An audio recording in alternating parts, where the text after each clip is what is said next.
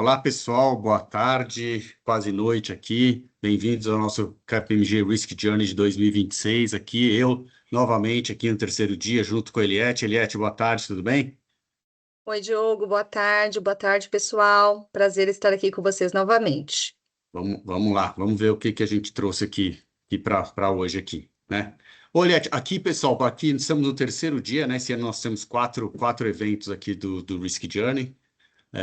Quem não se inscreveu ainda no último dia está aqui na quinta-feira, 5h30. Vamos falar um pouquinho de inteligência artificial com mais profundidade. A gente já falou muito nesses dias aí também, né? Mas a gente está aqui no terceiro dia. Semana passada foi super é, rico as discussões aqui, né, Eliette? O que você queria falar para a gente, Eliette? Quem perdeu o primeiro dia aqui, que depois pode ver o vídeo no YouTube.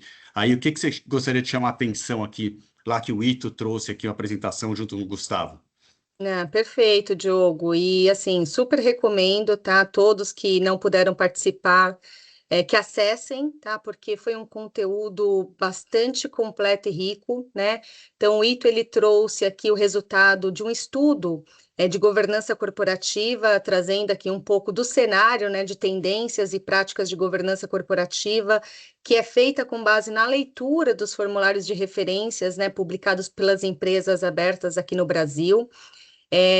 Junto com esse estudo, né, também trouxe um resultado aqui de uma avaliação de gerenciamento de riscos, né, de 2026, onde traz assim um compilado dos principais riscos, fatores de riscos que foram reportados pelas empresas também no mercado, né, destacando ali como prioridades, né, o risco econômico, justamente pela situação que a gente vivencia tanto no Brasil como no mundo, né? O risco tributário, muito também em decorrência aqui da reforma tributária, que está impactando aqui as diferentes companhias, né, no mercado. É, e o cenário também de inteligência artificial conectado com segurança de dados, segurança cibernética, que eu acho que a gente acabou trazendo esse tema, né, em todos os painéis, né, Diogo, que a gente participou, inclusive na quinta-feira teremos uma sessão específica com relação a isso, né? E o Ito também abordou, junto com o Gustavo, os temas que serão prioridade nas agendas de conselho e de comitês de auditoria, né? Isso com base numa pesquisa interativa com conselheiros de administração e comitês. Então, também é bastante importante que vocês fiquem atentos, porque é o momento que muitos conselhos e comitês estão elaborando, né, as agendas, aqui o calendário de reuniões para o ano, então é interessante entender o que faz parte dessas agendas, né? E por último, ele destacou também a importância do tema de controles internos, justamente porque a gente vem observando uma evolução nas deficiências de controles que as empresas vêm reportando por meio dos formulários de referência, com muito destaque aqui ao aumento de deficiências atreladas à tecnologia da informação e também aos aspectos contábeis, né, que a gente pode dizer que talvez seja o coração aqui de um ambiente de controles. Então, é interessante, novamente, ali, inclusive, traz exemplos de deficiências reportadas por empresas e que nós, né, profissionais da área de GRC, precisamos estar atentos até para avaliar o nosso plano de trabalho e o nosso foco nessas áreas, tá, Diogo? Não, legal, pô, é isso mesmo, Eliette. Acho que foi super detalhado que você passou aqui. E aí eu queria chamar a atenção que na quinta-feira, né, a gente trouxe o Emerson aqui, junto com o Kersten e com o Santana também, né? O Santana hoje não está com a gente aqui, mas ele sempre esteve para falar um pouquinho de inteligência artificial, né? O Kersten, que é o nosso sócio líder aqui da parte de investigação, que a gente chama de Forensic Technology, das ferramentas, e o Emerson da parte de investigação. E aqui eles falaram muito de como que evoluiu as investigações nos últimos anos, principalmente pelo uso de inteligência artificial. Né? Falaram bastante do Relativity, né, que a gente tem, que a gente utiliza, que são as ferramentas que todo mundo fala aí de Polícia Federal, que são usadas em investigações também, né? Que nada se apaga, tudo você consegue recuperar também, né? Que hoje está na nuvem, o processamento ele é muito mais rápido, que hoje você cria agentes para ele fazer as leituras de e-mail com uma precisão muito maior, né? Então você não tem aquela quantidade de gente lá que precisa de ler e-mails, você vai criar um agente que ele faz isso. A gente também falou da possibilidade de criar um agente de ser um revisor do que você fez durante o processo de investigação também, que você cria com um perfil diferenciado, né? Mas o que me chamou muito a atenção também, tudo isso de inteligência artificial, a facilidade que a gente tem hoje de ler documentos, então pouca coisa se faz amostral, você lê uma quantidade de documentos muito grandes. O que me chamou a atenção é a preocupação com controles internos e a preocupação com a criação de documentos falsos, né? Então, assim como a inteligência artificial veio para ajudar a gente a ser mais ágil, né? Você tem uma preocupação muito grande que hoje você consegue, numa inteligência artificial, criar um documento falso. Então, a chance de você ter algum Verdade. documento falso apresentado internamente, ela existe, né? Então, você tem que se estruturar para você ver como que você analisa esse tipo de documento, né?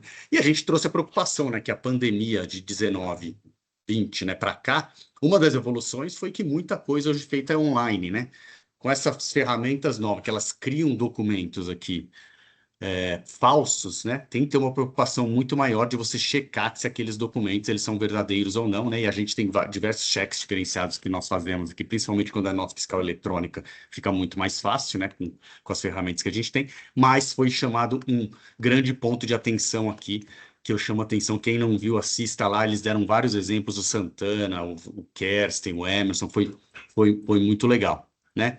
Hoje aqui eu já vou apresentar daqui a pouco os nossos dois palestrantes aqui, e na quinta-feira a gente vai falar um pouquinho aqui da PL, o que que o governo brasileiro está trazendo aí, né?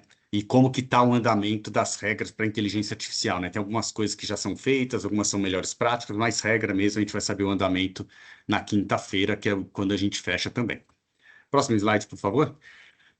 Eu sei que nós temos pessoas da América do Sul, né? Então, quem quiser uma tradução simultânea, esse é o passo a passo para colocar em espanhol ou em inglês, como preferir. Não vou pedir para os meus palestrantes falarem em espanhol, não vou abusar da boa vontade de vocês, né? Que temos muitos brasileiros aqui também, mas quem quiser aqui, a gente tem um jeito de ter uma tradução aqui disponível na plataforma. É, Aqui, que fala, pessoal, esse aqui é um dos poucos cursos que a gente tem anual na KPMG aqui. A gente tem outros cursos in-house também, algum que o mercado pede muito, e agora a gente está tendo esse curso especialmente que começou ontem, de S1 e S2, né, que são as novas regras de publicações de sustentabilidade, né, cai hoje, esse ano já tem uma parte delas já é válida, então se você não conhece, quer conhecer mais, se inscreva aqui nesse curso também.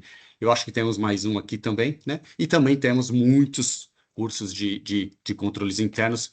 Um que vai começar agora em fevereiro é a parte focada em relatórios financeiros, que provavelmente Eliette é uma das instrutoras, que é a especialidade dela aqui. Ela faz, eu não vou falar quanto tempo, porque eu não vou ser deselegante, mas ela faz há um bom tempo trabalhos de controles internos.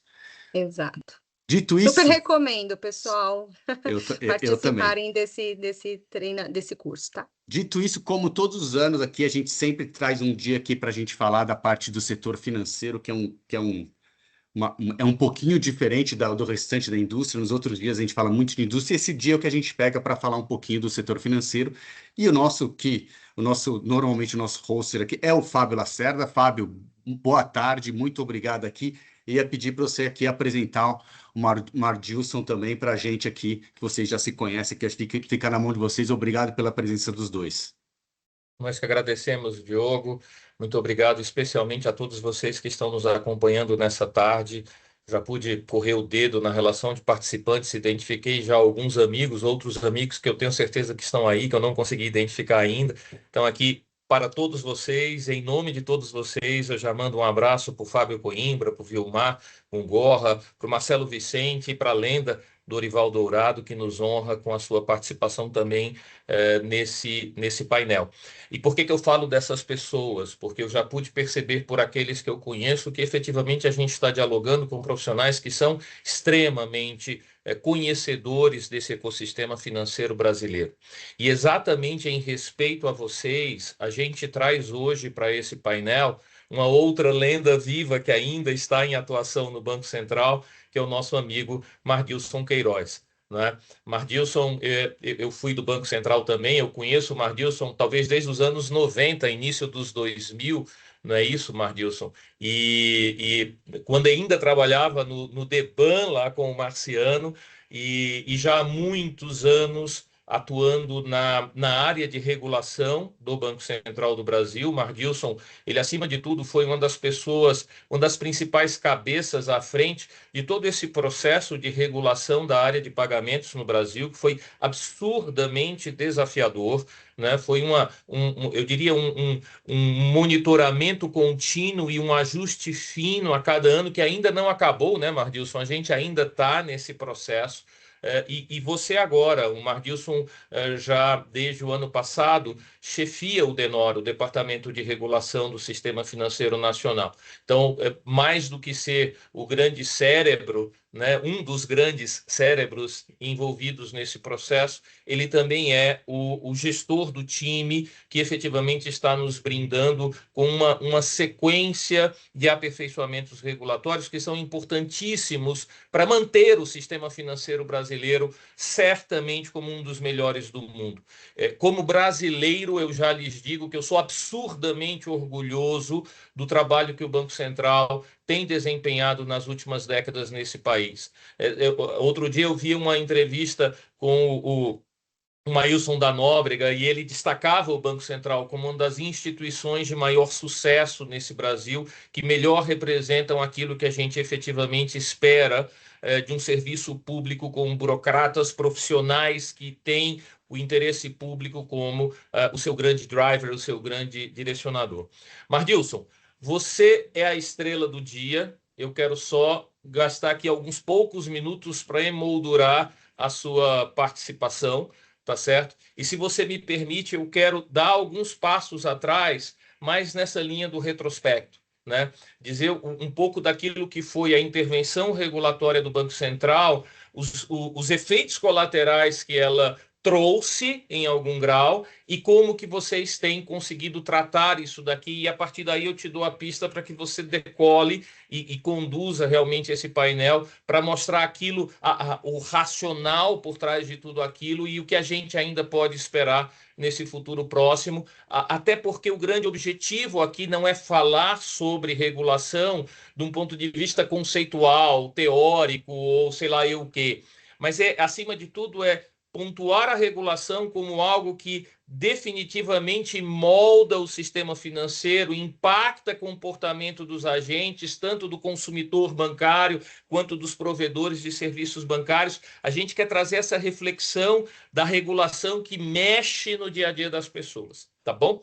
Muito bem. E deixa eu correr logo antes que o Diogo me acuse de ser um cara que fala demais. Isso é sempre uma injustiça comigo. E eu não estou conseguindo passar os slides, como eu faço aqui. Enquanto você vai tentando passar os slides, eu vou me defender aqui que eu não disse isso. Eu disse que é muito conteúdo e se deixar, você fala bastante coisas. Então tá bom. Foi exatamente isso. Você nunca fala muito muito, obrigado, Fábio. Diogo. Olha, o Lucas Barreto gentilmente já me guiou aqui para eu saber como fazer para passar esses slides, mas tudo bem. Gente, vamos já voltar para trás, e deixa eu voltar para trás exatamente apresentando algo que foi extremamente disruptivo no relacionamento da área de regulação do Banco Central, principalmente, mas do Banco Central com a sociedade brasileira. Lá atrás, ainda na gestão do Ilan Goldfein, surgiu essa ideia de se estabelecer a agenda BC+, naquela época, que era basicamente um contrato do Banco Central com a sociedade brasileira para apresentar efetivamente uma agenda de trabalho que interferiria na vida do cidadão brasileiro. Com a virada de governo, com a chegada do antigo presidente Roberto Campos Neto, a agenda BC+, foi rebatizada para a agenda BC#, que tinha inicialmente 4 pilares, no final 5 pilares: inclusão, competitividade, transparência, educação e sustentabilidade. A imensa maioria daquelas ações regulatórias do Banco Central que interferem na nossa vida até o dia de hoje, e aqui eu coloco o Pix, aqui eu coloco o Open Finance, aqui eu coloco toda a eletronização de meios de pagamento, a eletronização de recebíveis, muitas dessas iniciativas foram iniciativas que o Banco Central conduziu num relacionamento de transparência com a sociedade através dessa agenda de trabalho chamada BC#. O que eu acho mais importante nesse retrospecto, para a gente entender o foco do Banco Central com isso, exatamente a forma como ele apresentava o objetivo da agenda BC#. E, fundamentalmente, ele dizia: senhores e senhoras da sociedade brasileira, eu aqui, Banco Central do Brasil, lhes apresento essa agenda de trabalho, porque eu sei que todos nós queremos juros baixos duradouros, serviços financeiros melhores, participação de todos no mercado. Banco Central estabelece esse tripé de objetivos de política pública. Ele quer efetivamente que o cidadão brasileiro tenha acesso ao sistema financeiro. Isso é a participação de todos no mercado. Ele quer que esse acesso seja efetivamente com custos razoáveis e serviços de qualidade. Acesso, custo baixo e qualidade nos serviços financeiros. Esse era o tripé do objetivo de política pública do Banco Central, e ele diz: eu vou fazer isso, eu vou promover essa democratização financeira, efetivamente mexendo nas estruturas do sistema financeiro nacional, com uma pauta de trabalho que seja centrada na evolução tecnológica.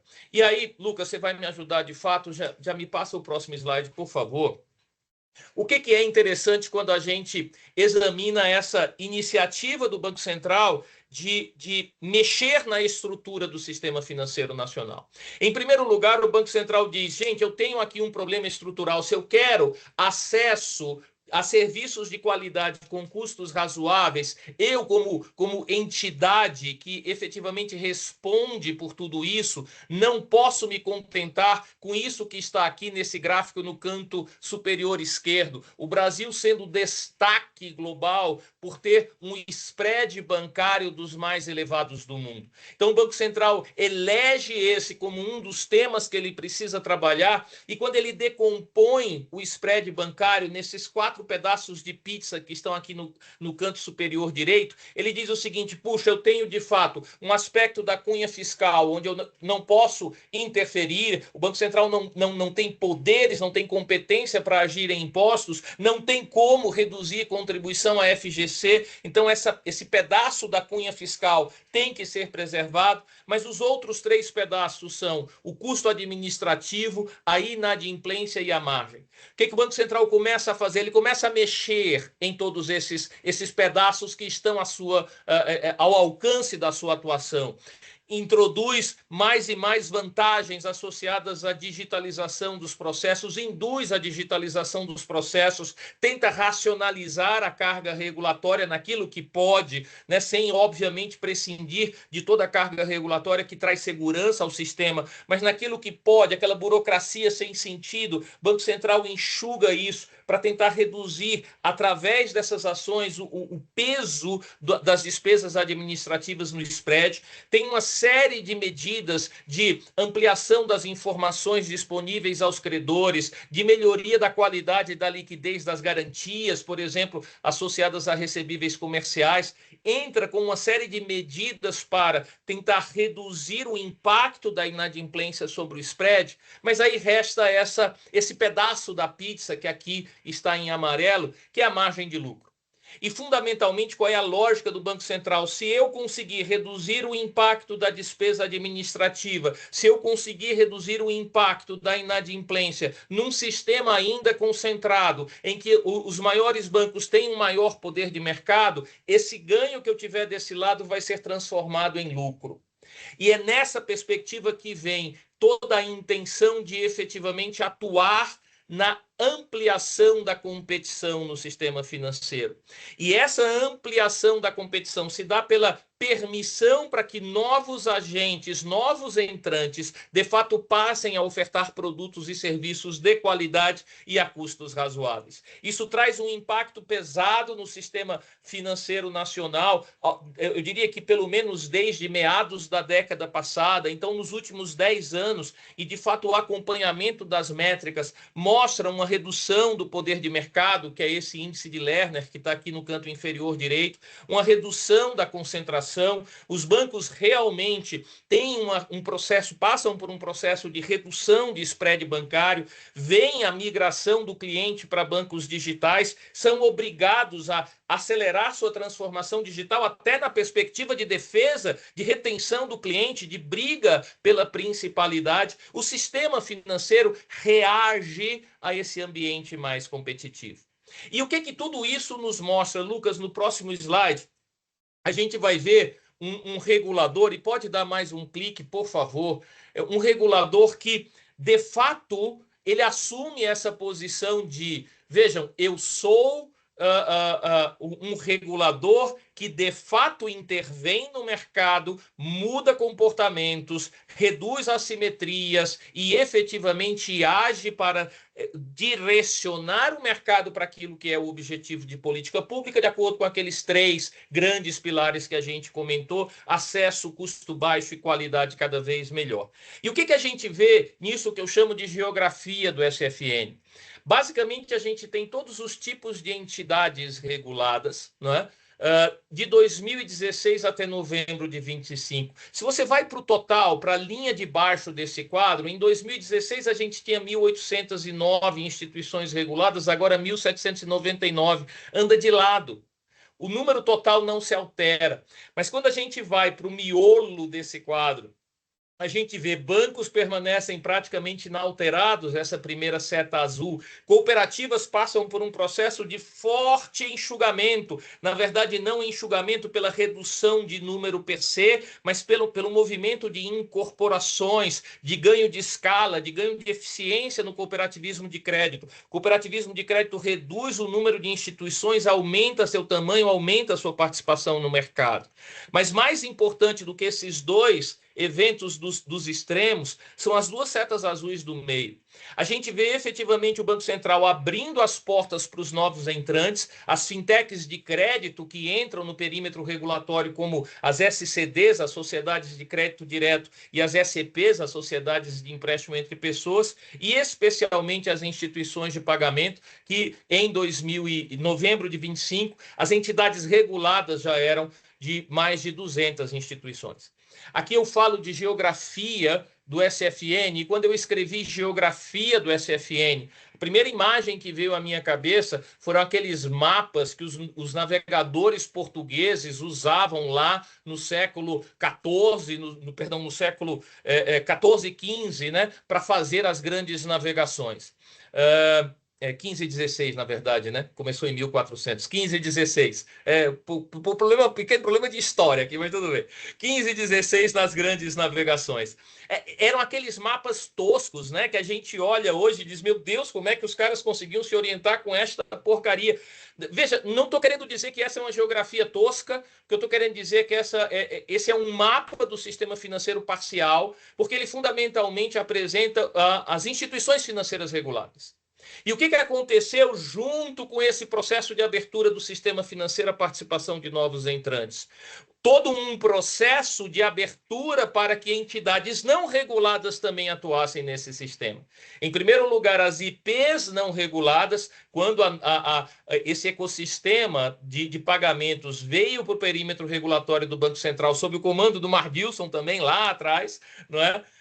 O Banco Central tomou a seguinte decisão: eu vou regular e vou supervisionar aquilo que é relevante para o sistema de pagamentos brasileiro. O que não for relevante, o que for muito pequeno, deixa seguir. A brincadeira que eu faço o Banco Central não fez uma opção por um sandbox regulatório. Ele deixou as crianças irem de ônibus para a praia e basicamente disse: vão, brinquem à vontade, engrossem o couro. Se algum de vocês morrer afogado ou de insolação, paciência, não tenho culpa nisso, mas cresçam e apareçam. Quando vocês crescerem, aí sim vocês vão aparecer aqui e eu vou autorizar.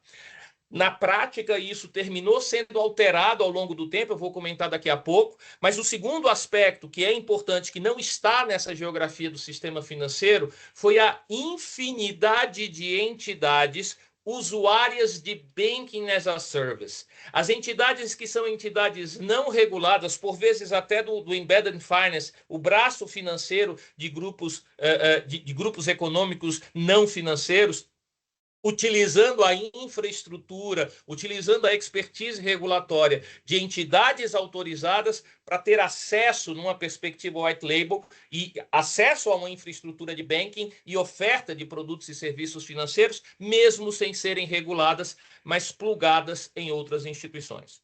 Lindo, maravilhoso, foi bom? Foi. Lucas, mostra o próximo slide, por favor. Gente, isso aqui são dados da IDWall, não são da KPMG. Eu gosto de acompanhar esses relatórios que a IDWall divulga a cada ano. E o que mostra o último relatório de estudo de experiência digital que eles apresentam? Em primeiríssimo lugar, o Brasil sendo destaque no mundo em termos de taxa de bancarização. Quase 94% da nossa população total já bancarizada, já com acesso a produtos e serviços financeiros. Isso mostra efetivamente um Banco Central que foi muito bem sucedido na sua estratégia de inclusão financeira, de democratização financeira. Um Banco Central que, de fato, foi destaque no último Global Financial Inclusion Index do Banco Mundial, como um dos únicos países do mundo, foram só 5, que cresceram em 2 dígitos a sua taxa de bancarização. Mais do que isso, o brasileiro, em média, tem hoje mais de 6 contas transacionais à sua disposição, considerando conta bancária, conta em instituição de pagamento, conta em um usuário de Bank as a Service, por exemplo. E isso traz consigo também um processo muito robusto, muito intenso e extremamente alavancado pelo Pix de eletronização dos nossos meios de pagamento. Lindo, maravilhoso, parabéns. Lucas, o próximo slide. Aí a gente vem o problema. Junto com essa maravilha que foi a consequência da intervenção regulatória que reduz poder de mercado dos incumbentes, que de fato traz maior inclusão, maior democratização financeira, que de fato barateia o custo do acesso a serviços financeiros para o cidadão brasileiro, você teve esse efeito colateral, esse subproduto nada interessante, que foi o crescimento substancial, especialmente de fraudes. Crescimento importante de fraude, isso aqui é notícia de jornal da CNN que a gente traz para você, repercutindo, né, o relatório de segurança da Febraban de 2025, crescimento de 220%, né, das fraudes no primeiro semestre de 2025, por exemplo, muito uso de engenharia social, de account takeover, muito problema associado a isso, sem mencionar todos os problemas de utilização do sistema financeiro nacional para fins ilícitos. O que eu costumo dizer é que tudo isso que foi consequência da ação do Banco Central traz benefício para todos os cidadãos brasileiros, os de bem e os mal intencionados, infelizmente. E aí, no próximo slide, eu, enfim, abro a pista para o meu amigo Mardilson voar. O regulador contra-ataca. O regulador vê, e isso é a função do servidor público que atua na área de regulação. Ele não despeja regulação, ele regula para intervir na realidade, trazendo maior segurança para todos e monitora os efeitos dessa regulação para fazer o ajuste fino. O que foi o contra-ataque do Banco Central? E aqui eu vou centrar num conjunto de normas que saíram no final do ano passado, novembro e um pouco em dezembro de 25. Em primeiro lugar, esse conjunto de 4 resoluções conjuntas. Resoluções conjuntas são aquelas que se aplicam ao mesmo tempo aos bancos e às instituições de pagamento, por exemplo. Em primeiro lugar, o Banco Central diz: alto lá!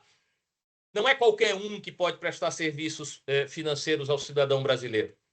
Eu vou dar uma subida, uma elevada importante no capital mínimo de acesso, para que efetivamente quem opere nesse sistema tenha a robustez financeira suficiente para ter um processo de gestão de riscos, para ter um processo de prevenção a fraudes, de prevenção à lavagem de dinheiro, que cuide da sua segurança cibernética e que com essa robustez de controles, de processos e controles, efetivamente consiga trazer maior segurança para o cidadão brasileiro. E mais, não basta isso. Vamos acabar com essa brincadeira de dizer que qualquer padaria financeira pode ser chamada de bank. Vamos acabar com essa brincadeira. Vamos regular o uso do termo banco. Meu filho mais velho uma vez me perguntou: pai, como eu consigo diferenciar um banco de um não banco? A minha resposta foi muito direta: tudo aquilo que é bank normalmente não é banco. Tudo aquilo que é banco é banco. Né? O meu único problema foi quando eu comecei a dar aula para o Agibank, que é bank sendo banco. Mas enfim, eu até brinco com eles que eles acabaram com a minha brincadeira. Mas o fato é, acaba com essa brincadeira. Quer dizer, você tem banks espalhados pelo país todo, que por vezes nem instituições reguladas são, nem autorizadas a funcionar pelo Banco Central são. Polícia Federal chegou a fechar a instituição que era contratante de Bank as a Service e tinha o nome XPTO Bank, e basicamente a Polícia Federal dizendo isso daqui foi uma instituição criada para financiar narcotráfico, vai perguntar ao Banco Central, e aí Banco Central? O Banco Central diz, cara, nunca nem vi essa empresa, ela não é autorizada a funcionar. Ela não é banco. Mas para a sociedade brasileira parecia como banco. Então o Banco Central diz, acaba com essa festa dos banks que não são bancos, e para aqueles que são instituições reguladas, exige um capital que garanta o suporte financeiro para assegurar a robustez de controles. Junto a isso, vamos moralizar o Bank as a Service.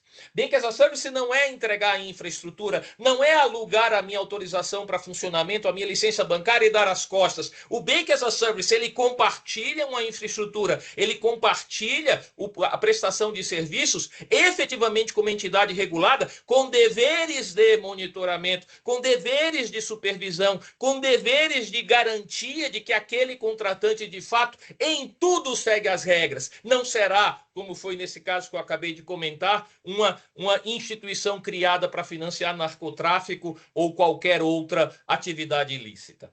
E mais do que isso, ele diz, eu vou moralizar e vou exigir também mais dados, mais qualidade de dados, porque é humanamente impossível acompanhar esse volume crescente de entidades reguladas numa perspectiva de supervisão. Além disso, uma regra já do início de 25 que dizia até maio, ou em maio de 25, todas as IPs não reguladas vão ter que bater a porta do Banco Central e pedir autorização para funcionamento. Ou seja, aquele número de 1.800 que já é grande tende a crescer ainda mais. E mais do que isso, Lucas, o próximo slide para a gente tentar encerrar. O Banco Central vai, além de regular capital mínimo, ele regula, ele entra mais nesse mundo de regulação, eu diria, de conduta, né? Eu diria, não é a regulação de conduta, prevenção à fraude, prevenção à lavagem de dinheiro e muito especificamente na resolução BCB 518, um foco nas chamadas contas bolsão, que podem ser coisa boa, mas podem também ser uma forma de criar um shadow banking que efetivamente atenda, por exemplo, a organizações criminosas. Moraliza área de pagamentos. Moraliza é um termo forte demais, perdão, foi inadequado. Não moraliza, mas robustece os processos de gerenciamento de riscos e de monitoramento dos participantes de arranjo de pagamento, muito nessa perspectiva. O Banco Central precisa do apoio. E hoje, num evento que eles fizeram, um evento online, falando sobre a 522 lá em Brasília, o José Reinaldo Furlani, adjunto do DESUC, dizia, é como se o Banco Central estivesse chamando as instituições do sistema para serem suas sócias nesse processo de supervisão. Você é sócio do Banco Central. É o Banco Central que diz, essa é uma tarefa de todos nós, porque efetivamente a credibilidade do sistema financeiro é um bem público para o cidadão brasileiro. Não é algo que interessa só ao Banco Central, interessa a qualquer correntista, interessa a qualquer banqueiro, interessa a qualquer gestor de entidade regulada. Essa 522, ela fundamentalmente coloca um maior volume de responsabilidades sobre o instituidor do arranjo, sobre as bandeiras, e especialmente nessa perspectiva de acompanhamento, de monitoramento da solvência do arranjo através do regular funcionamento e da solvência dos participantes. E para finalizar, esse mesmo Banco Central que por vezes parece que puxa a rédea, né? Pisa no freio, né? Puxa o freio de mão, pisa no freio com o pé, que efetivamente faz literalmente esse freio de arrumação, porque eu preciso arrumar a casa. Esse mesmo Banco Central diz, ok, mas se a sociedade brasileira quer e chama, né, e exige isso, que eu regule os prestadores de serviços de ativos virtuais, as exchanges de Bitcoin, as tokenizadoras, o que quer que seja, eventualmente até no futuro os emissores, né, de stablecoins, o Banco Central diz, eu continuo na minha missão de regular os novos entrantes, de trazer segurança jurídica para esses que trazem inovação, a prestação de serviços e produtos financeiros ao cidadão brasileiro. O Banco Central não se furta desse mandato legal, não é? O Mardilson já teve que ir até em audiência no Congresso, né, o Mardilson, no passado, para falar disso.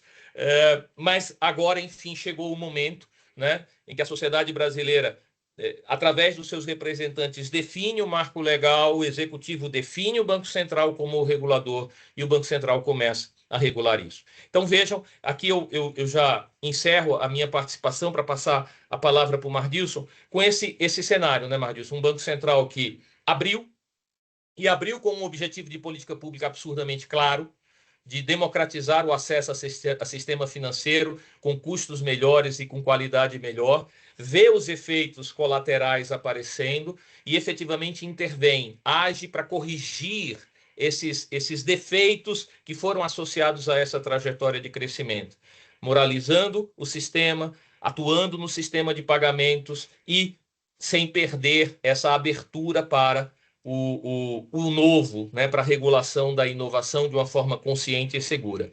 Mardilson, e para passar a palavra para você, aqui acho que a gente já não tem mais slides, se você quiser, Lucas, pode até tirar a apresentação.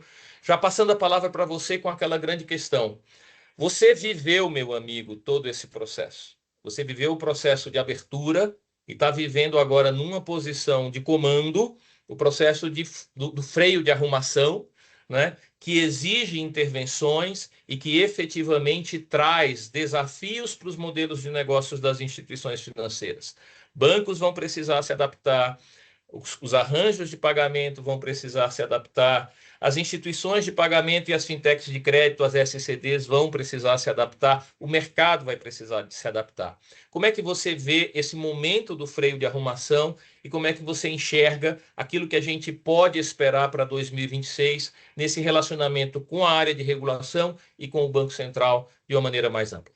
Enfim, te passo a palavra, Mardilson. Ótimo, Fábio. Obrigado aí. Bom, sempre falar depois de você, né? Sobra muito pouco, né? Porque você já consegue dar uma boa explanação, mas primeiramente eu gostaria de agradecer pela oportunidade de estar aqui, participando aqui desse evento e em especial com a sua participação, né? Nós, como você falou, somos amigos lá do Banco Central. Infelizmente você nos abandonou, né? Mas é um prazer ter trabalhado com você e estarmos aqui juntos, tá? Eu só queria corrigir um pouco de você quando você fala da minha pessoa. Vamos aplicar o logaritmo base 10 naquilo tudo que você fala de mim, né? Que nem sempre é tudo aquilo, mas o demais sobre o Banco Central, você está perfeito. E eu sou suspeito para falar, porque estou lá dentro do Banco Central, mas tenho muito orgulho de estar na casa, né? Sou engenheiro de formação eletrônica, né? Formado no ITA e poderia estar no mercado, participei do mercado, mas o Banco Central me surpreendeu positivamente, né? Em todas as suas ações, né? E nos objetivos que ele busca alcançar. Bom, e aí é justamente esse ponto, né? Do porquê. Eu acho que é importante a gente sempre ressaltar o porquê da regulação, né? Ou da ação de regular, né? Obviamente, existem teorias e livros aí teóricos explicando, mas o fato é que é entendido que há falhas de mercado essa que o mercado sozinho ele não consegue suplantar, né? Aí vem o primeiro desafio. Qual é o tamanho da regulação para coordenar ou ajudar o mercado, né, a resolver essas falhas, até porque a regulação ela não pode ter um custo que seja maior do que a própria falha de mercado que existe, né? Então, esse é o primeiro desafio que a gente se depara como regulador. E aí, não só regulador do sistema financeiro, isso se aplica para qualquer tipo de regulador. Obviamente, no mercado financeiro, eu diria que nós temos desafios maiores, porque nós estamos dentro de um mercado que é altamente regulado no mundo inteiro, né? Não só no Brasil. O segundo desafio vem no ponto de que qual é o objetivo da regulação, né?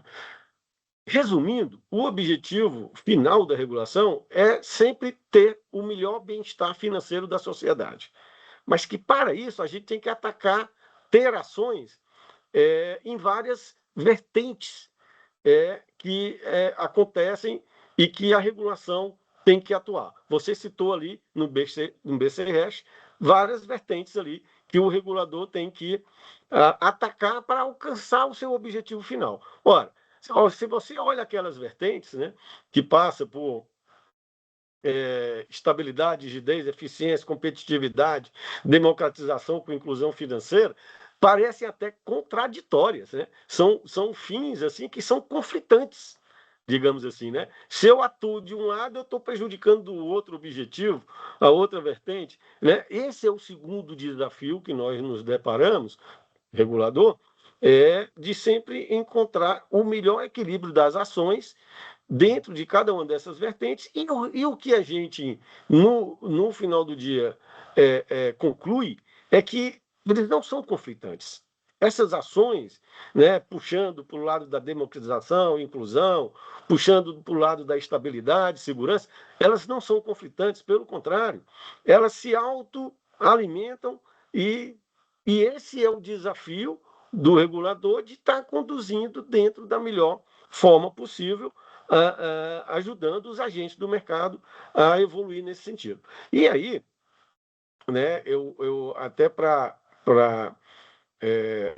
usar da sua própria palavra, do que você já mostrou aí, das ações recentes, eu gostaria de destacar aqui alguns pontos, até para fundamentar o que se está se dizendo de freio de arrumação e tal, né?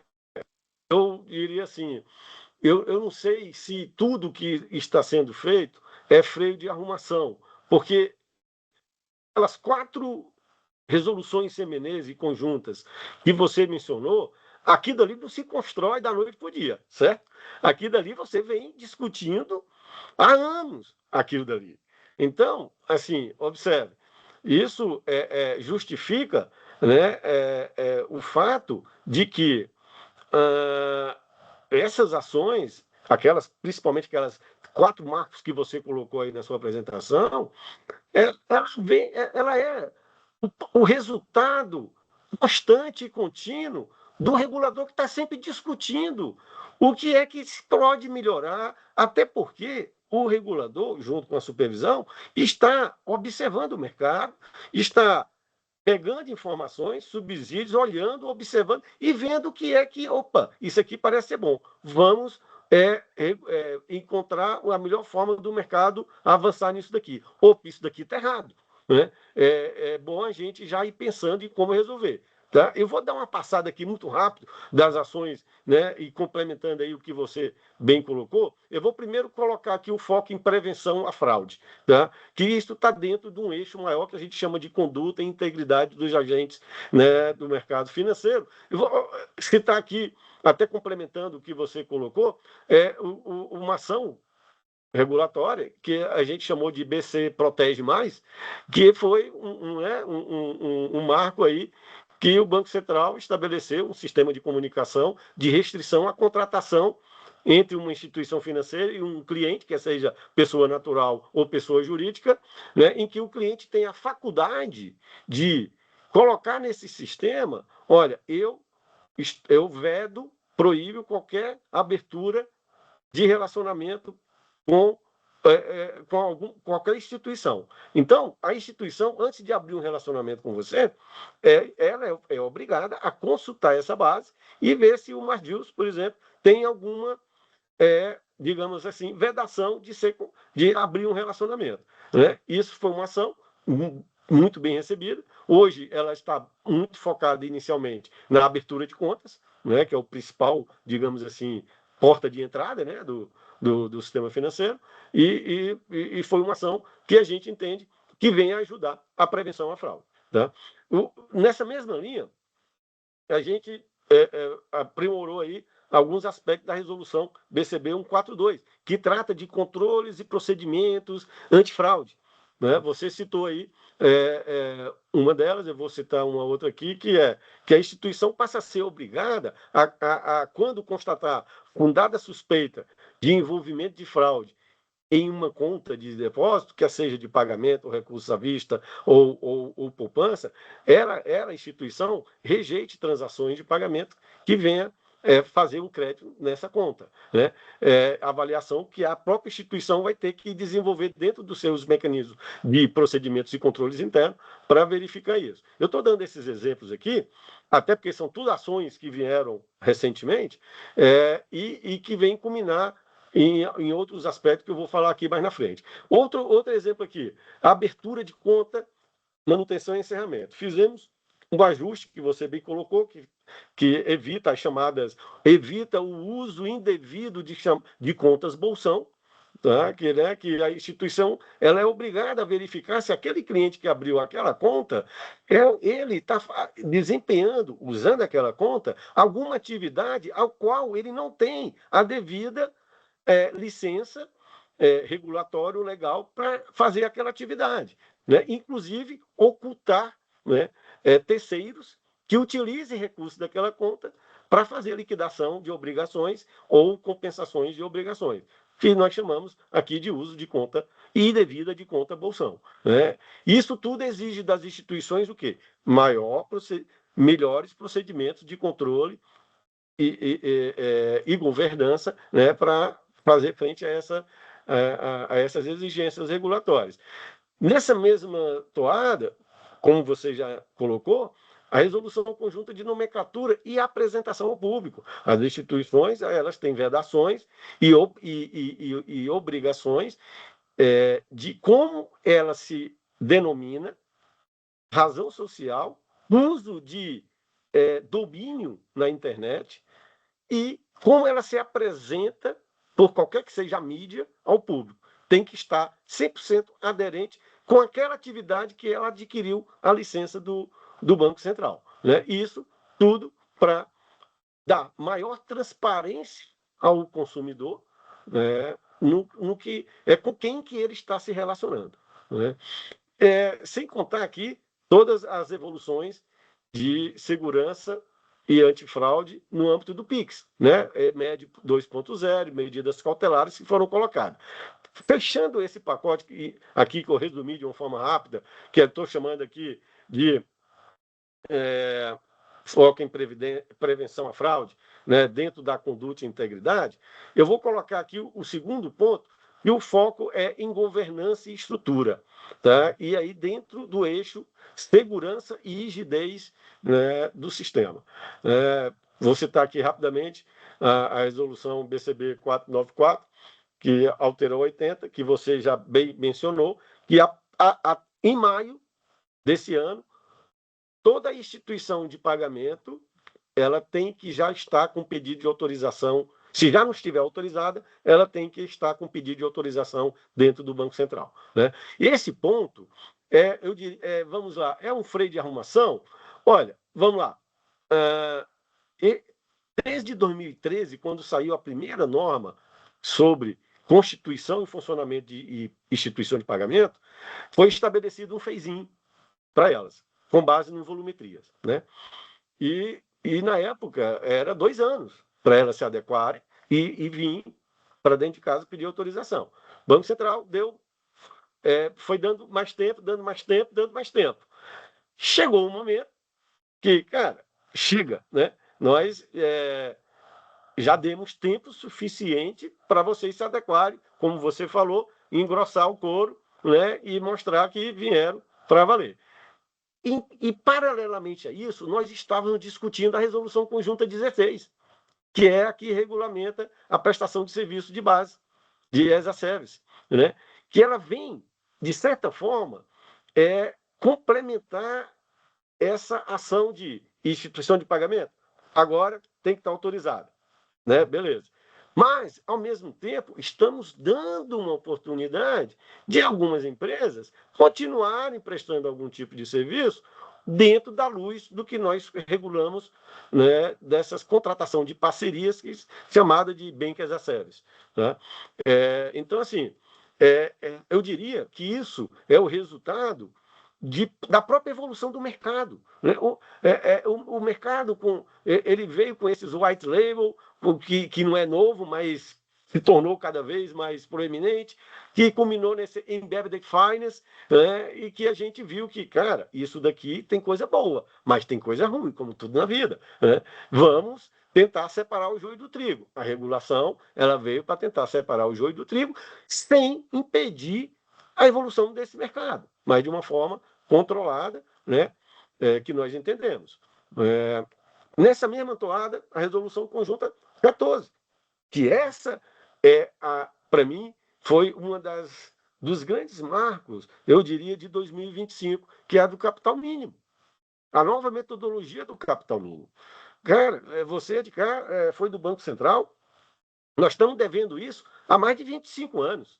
Essa atualização, não de valores, mas a atualização da própria metodologia de capital mínimo. Né? Mudamos total a metodologia. Deixou de ser por instituição, mas sim baseada na atividade que a instituição faz. Né? Até porque esse sim eu diria que é um freio de arrumação que o Banco Central estava devendo internamente, inclusive, né, até para fazer frente a tudo que o perímetro regulatório que foi ampliado, como você bem mostrou, ao longo desses últimos 15 anos, 14 anos. Hoje, né, você tem um processo de digitalização muito intenso, em vários aspectos, né, em todos os modelos de negócio, na integração entre as instituições. Veja o Open Finance, na forma de como o relacionamento se dá hoje entre o banco, as instituições e os seus clientes. Tudo é digital. Né? Negociação de ativo financeiro, tudo é digital. Então, isso, sim, traz benefícios, mas traz desafios, como tudo na vida, isso é normal. Né? E aí, o capital mínimo, essa nova metodologia, nada mais veio, e nós estávamos devendo isso há muito tempo, dar um ajuste a esse novo ambiente, a essa nova, digamos assim, esse novo sistema financeiro que nós estamos vivenciando. Né? Então, nessa mesma esteira, a política da qualidade da informação, tudo isso vem em busca de dar maior transparência para a sociedade, para o supervisor, né, e para as instituições entre si. Quer seja no Open Finance, que as instituições trocam muitas informações, quer seja na informação que a instituição troca com o regulador ou com algum agente externo, né? É importante a qualidade da informação para que a supervisão e o acompanhamento e as análises e as avaliações sobre como o sistema está evoluindo se dê de forma fidedigna. Né?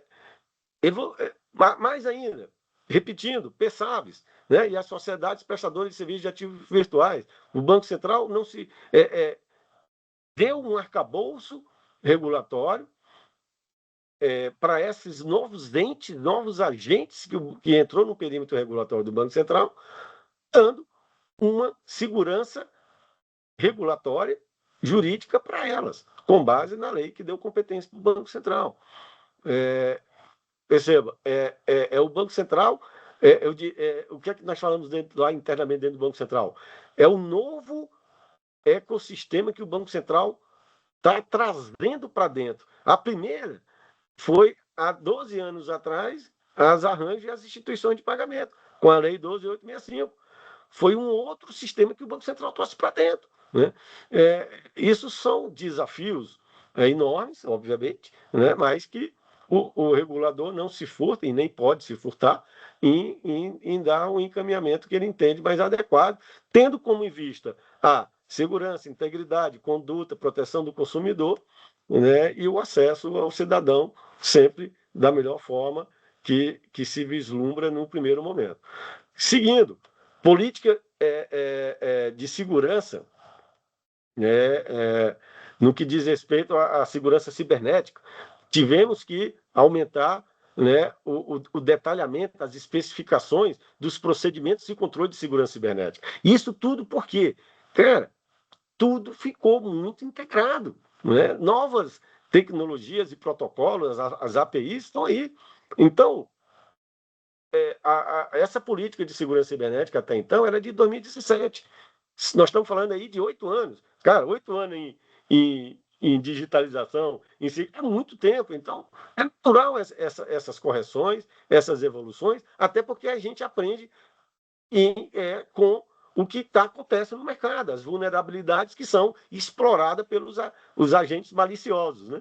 Como você bem demonstrou aí, o volume do crescimento aí das fraudes, de todo tipo de fraude. não só fraude no sentido de fraude, engenharia social, como também a exploração de uma vulnerabilidade de governança tecnológica de acesso à instituição.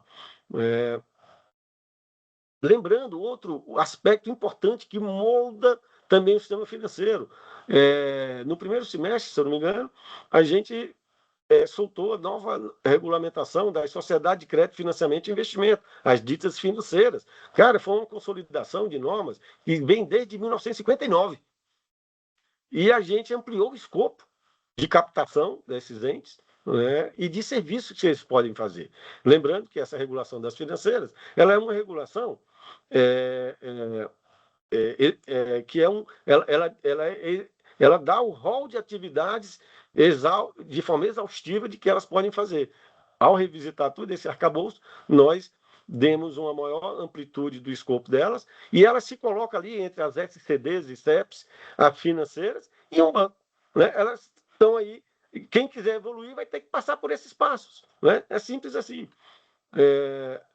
E, por último, né, não menos importante, no campo da inovação, com foco em eficiência, competitividade e democratização, como você bem colocou aí e falou, o Open Finance ele é um ecossistema que nós temos 5 anos da norma que foi editada, e isso ainda é pouco para um ecossistema que pretende ter, e o Open Finance pretende alcançar, tá?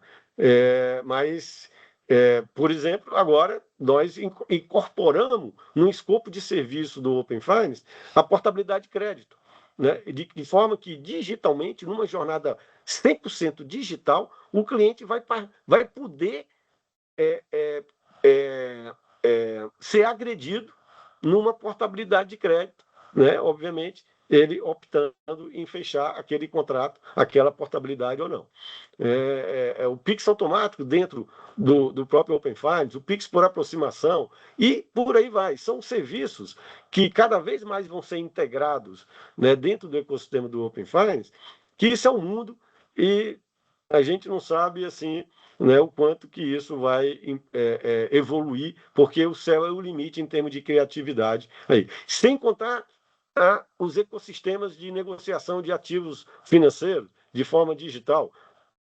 Agora, esse ano vai entrar duplicado escritural, está em processo de teste dos sistemas e tal, e isso tudo tem um impacto, como você mencionou, muito forte no spread bancário.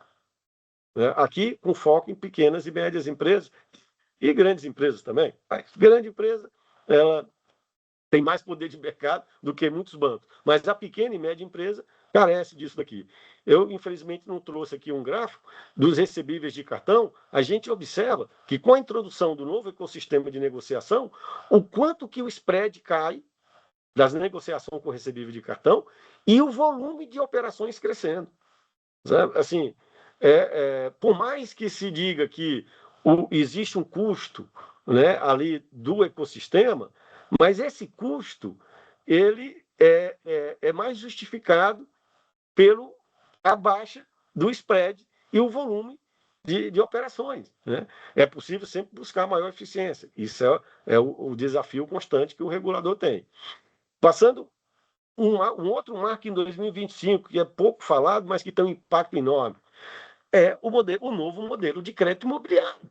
Né? A gente, no segundo semestre, em outubro, se eu não me engano, novembro do ano passado, reformulamos o modelo do crédito imobiliário. Estamos preparando o mercado para ficar não dependendo da poupança, porque a poupança, com certeza, ela vai ter um limite aí de vida, né? Natural. Quanto mais educação financeira o cidadão tiver, mais formas de investimento melhores ele vai buscar. Né? É natural isso. E aí, como fica o crédito imobiliário? Esse novo modelo está preparando o mercado para que esses créditos imobiliários eles usem instrumentos de mercado. Que instrumentos de mercado são esses? LCI, a LIG, CDB, os instrumentos de captação de mercado. E vamos utilizar da melhor forma o pouco que resta da poupança. E aí é onde entra esse novo modelo. O que ele tem um potencial de... estima-se que em um ano, 111 bilhões de créditos de imobiliário que pode ser feito com esse novo modelo, tá? Mesmo mantendo, obviamente, a poupança estável, né? E se você tem um cenário dela caindo, mesmo assim você consegue melhor usufruir, né, do que ainda resta da poupança.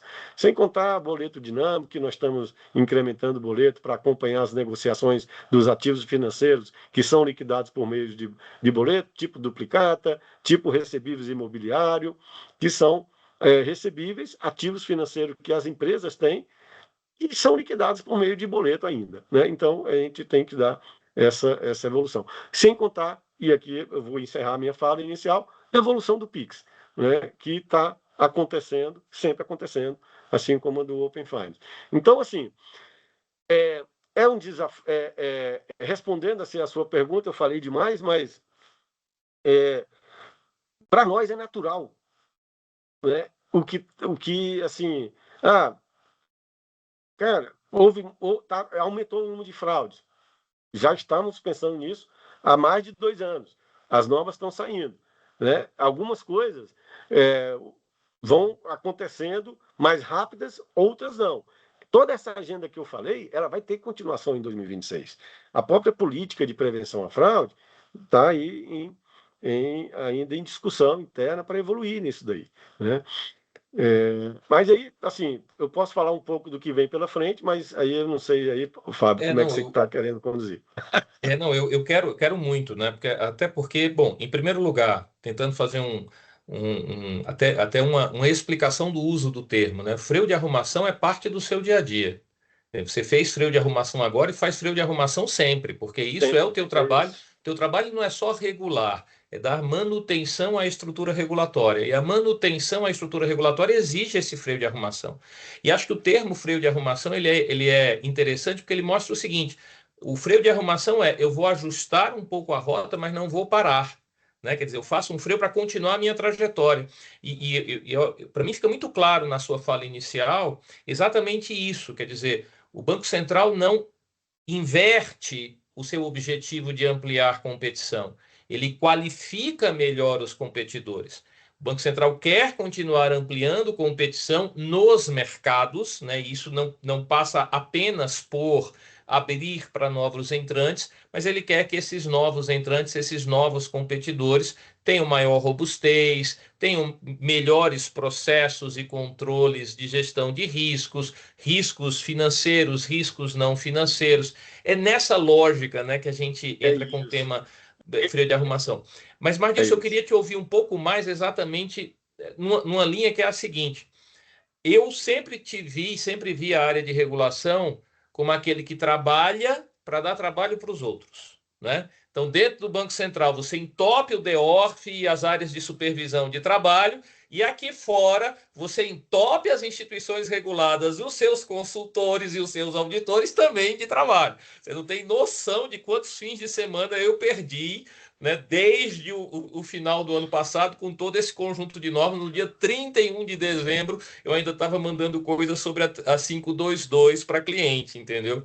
Mas o fato é, você já fez todo esse trabalho, tem muita coisa agora que é nosso dever de casa, né? Do mercado regulado, dos seus consultores, a área de supervisão e o DEORF tem muita tarefa nesse ano de 26, com IPs, com os provedores de BaaS, com os provedores e os prestadores de serviços de ativos virtuais.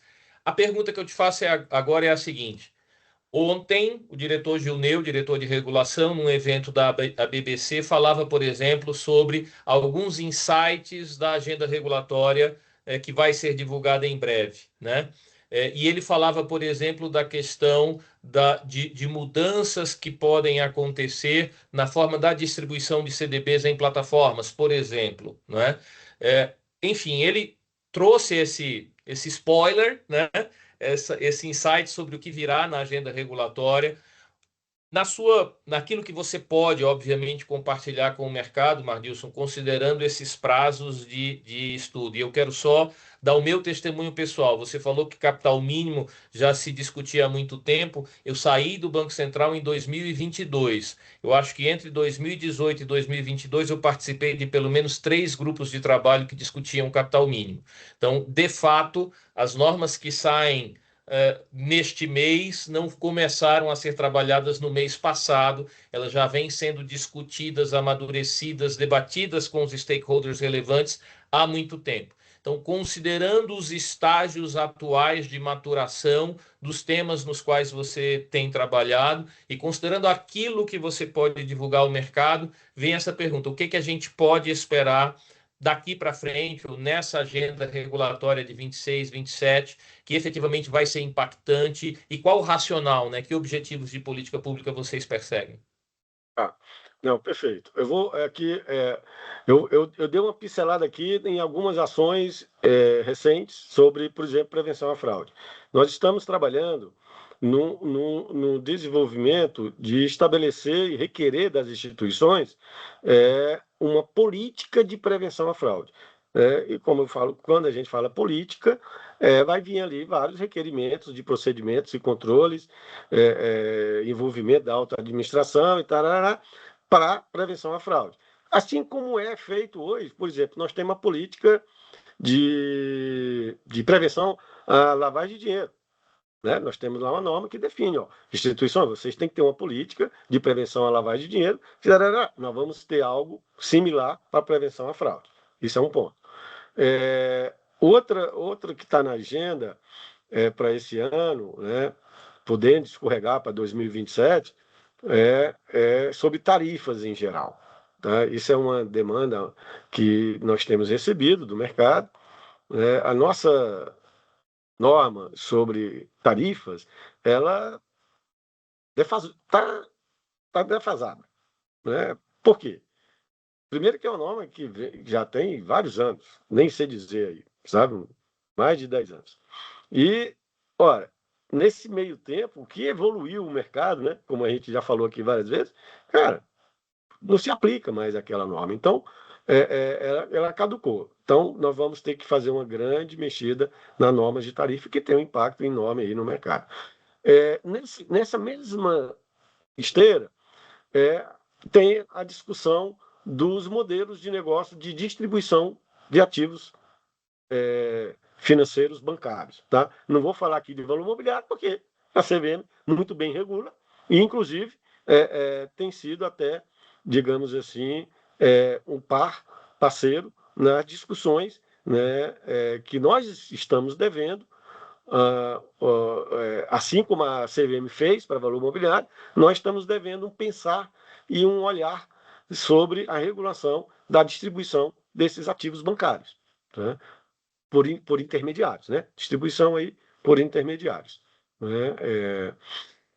E isso está na pauta, tá? Olhando tanto do ponto de vista da estrutura remuneratória dessa distribuição, como também dos incentivos, né, que elas têm ali vis-à-vis responsabilidades que elas deveriam ter ou poderiam ter.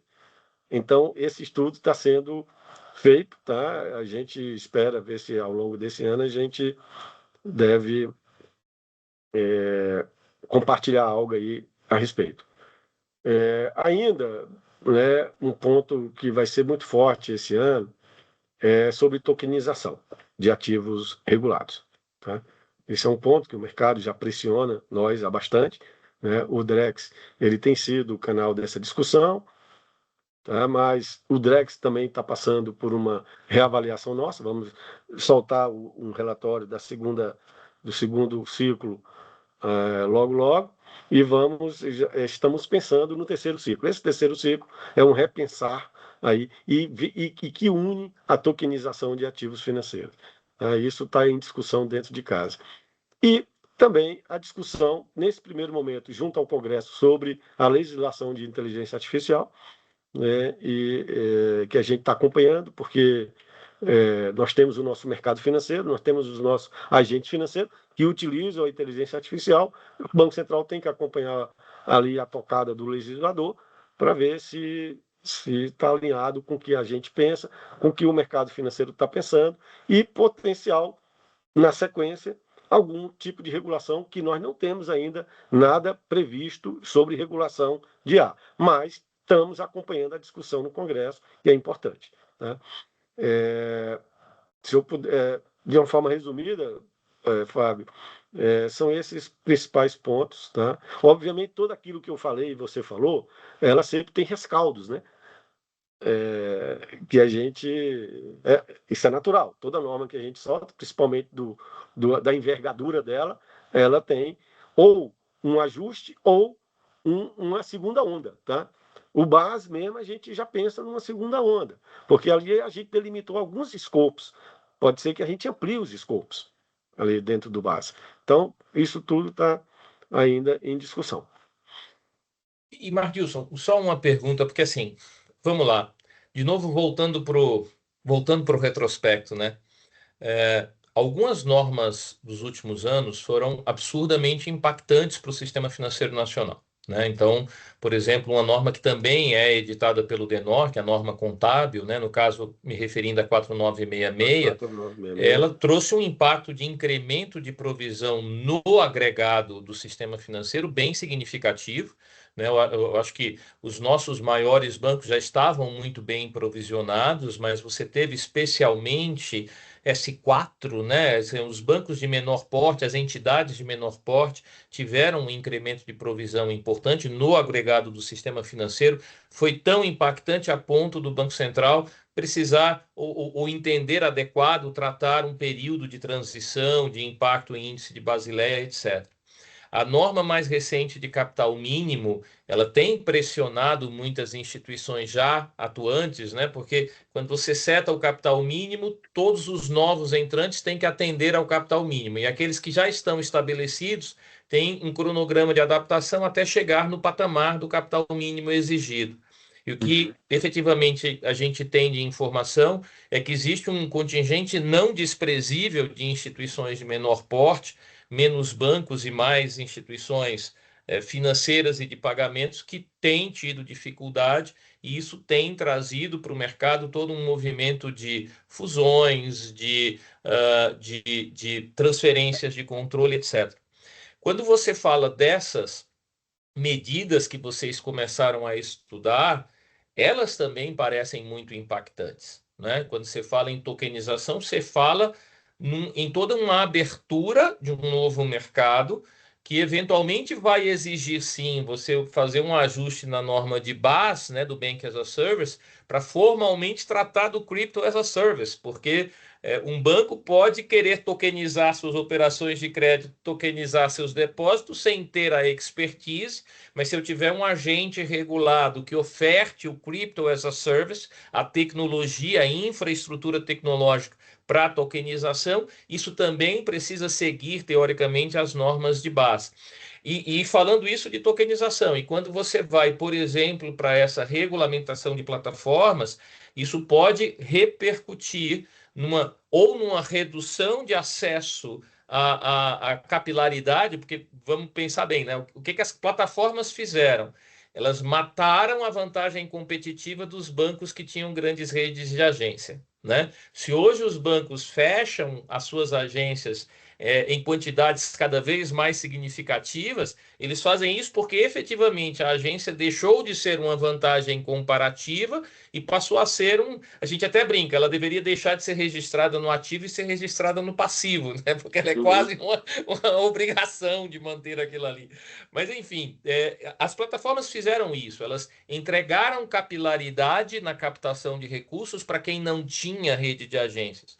Então, quando você propõe uma ação regulatória nesse mercado, você já acende uma luz de alerta, assim, caramba, isso vai reduzir a possibilidade das menores instituições de acessar recursos do público e efetivamente aplicarem, né, exatamente na oferta de crédito melhor, mais barato, compra de recebíveis, etc.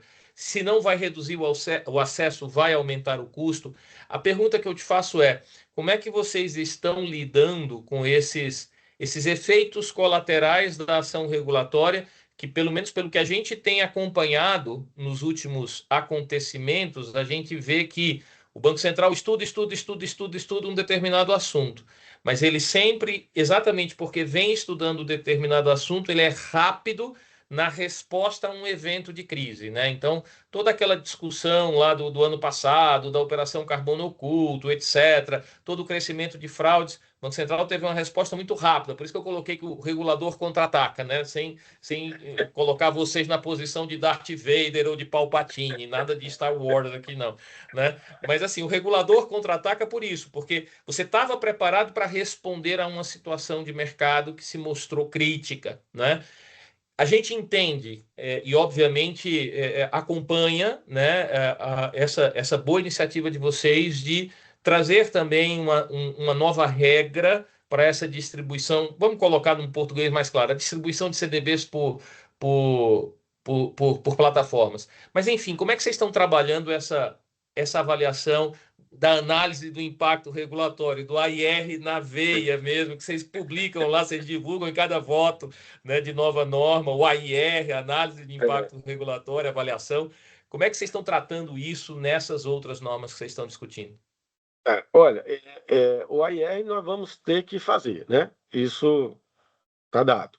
A grande questão que a gente se pergunta, dependendo do tipo da norma, é se é preciso fazer consulta pública ou tomada de subsídio.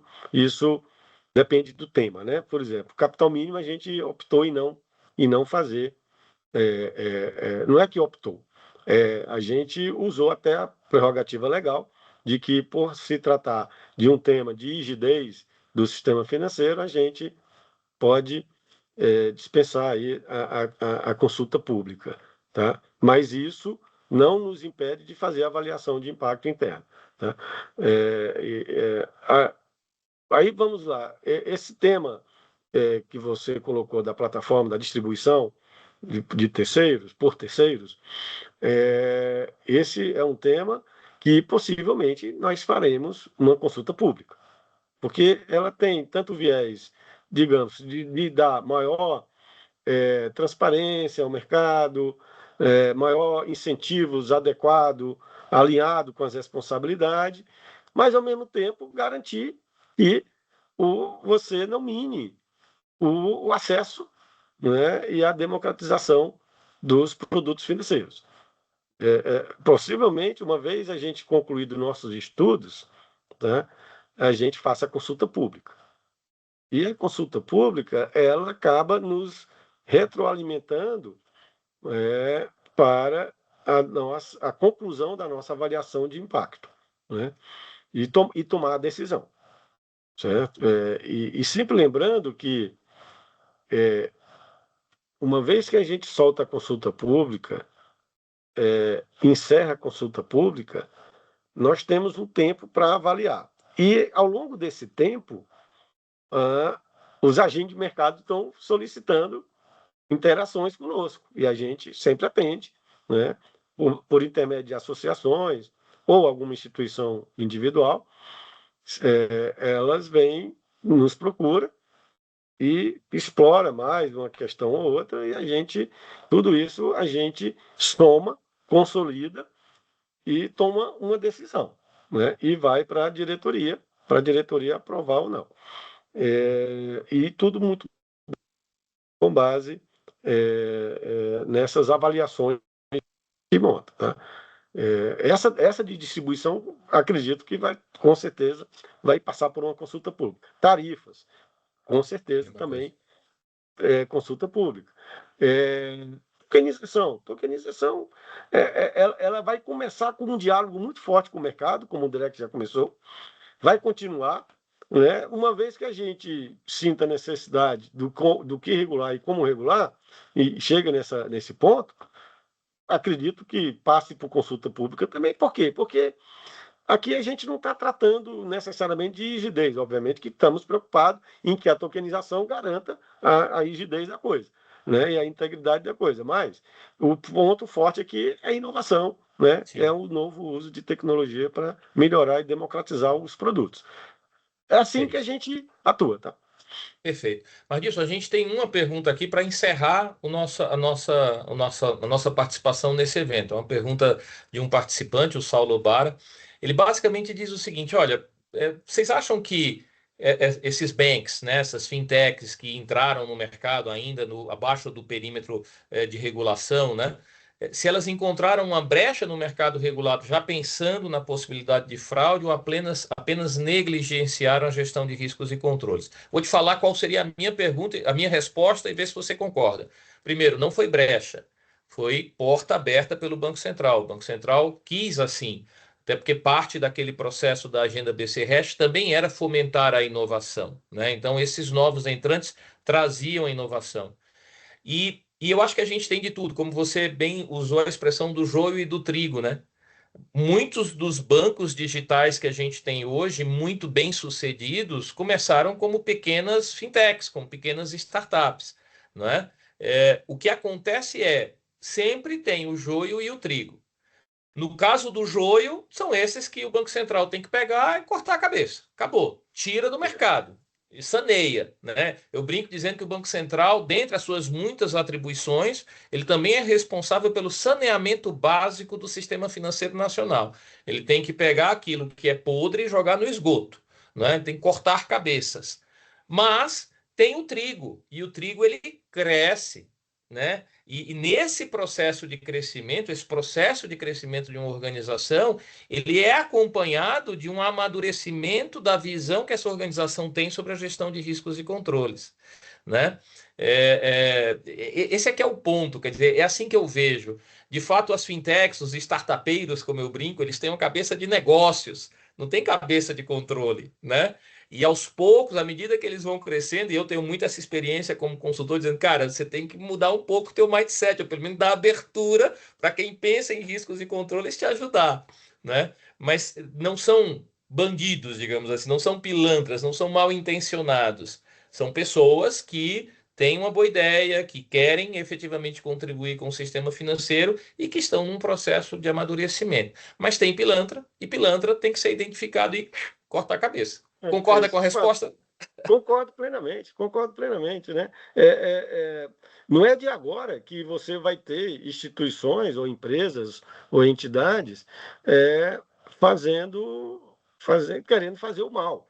Isso sempre vai existir, né? Até hoje a gente tem instituições ou empresas, entidades, atuando à margem, né? Esquece instituição de pagamento, fintech, atuando à margem, né? Chegou o momento, né, que o trigaral, a plantação cresceu, né? E é possível a gente verificar quem realmente cresceu como trigo, né? E o que é que está faltando para retirar o joio, né? E aí a gente pode nos perguntar, isso poderia ter sido feito há 1 ano atrás, 2 anos atrás, 3 anos atrás? Poderia. Tá? Qual o melhor time para ter feito isso? Cara, não adianta a gente buscar uma resposta, Claro. né? Até porque ser engenheiro de obra pronta é muito fácil, esse né? é Você mais olhar para fácil. trás, né? Eu não sou Eu engenheiro, acho sou que economista, isso mas é entendo o que parte você do está falando. processo. Madilson, olha, a conversa foi espetacular, mas agora o nosso tempo já chega ao fim. Eu preciso passar a palavra aqui para os nossos organizadores, o Diogo e a Eliette, e pessoalmente, né, como seu amigo, conterrâneo e torcedor do Ceará como você, agradeço enormemente a sua participação nessa noite de hoje. Foi riquíssimo para todos nós poder ouvir você, poder interagir com você. Muito obrigado, tenho certeza que todos aproveitaram muito também. Diogo, Eliette, passo a palavra para vocês. Não, Eu é que isso. agradeço e mais uma vez obrigado pela oportunidade. Tá? É isso, Fábio. Faço das suas palavras a minha e da Eliette, com certeza. Maurício, um dia aqui excelente do Fábio. Trouxe mais uma pessoa com grande conteúdo aqui. Queria te agradecer. Eu e a Eliette, para falar a verdade, normalmente a gente entra no final aqui para conversar. Mas vocês estavam tão ali, ó, que a gente parecia que vocês tinham combinado antes, né?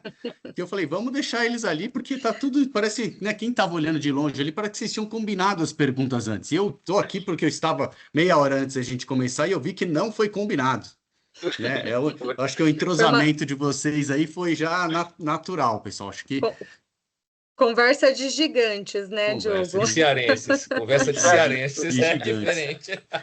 Né? Não vou falar de Comprometo futebol com cearense, vocês né? dois nesse momento também, não, porque né, vocês estão num momento conturbado aí do É verdade. time de vocês, né? Mas vai melhorar, vai melhorar. Maldis, muito obrigado, Fábio, de novo, muito obrigado pela presença. Foi excelente aqui, pessoal. Muita gente aqui ainda. Eliette, obrigado novamente. Pessoal, queremos ouvir a opinião de vocês aqui, conteúdo para o ano que vem, né?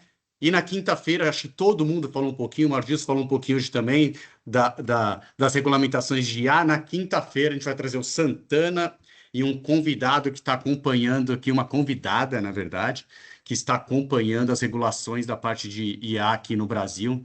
Então, acho que aqui vai ser muito legal, porque cada um dos dias a gente falou um pouquinho do tema ali, a gente vai falar especialmente de regulação, né? Porque a gente sempre fala de aplicação, novas tecnologias, a gente quer saber quais as regras que a gente vai ter aqui no país, né? E como que as empresas têm que se adaptar. Obrigado a todos pela presença e a gente se vê na quinta-feira. Tchau, tchau, boa noite. Abraço, boa noite a Boa todos. noite. Até Obrigada, mais. pessoal. Boa noite.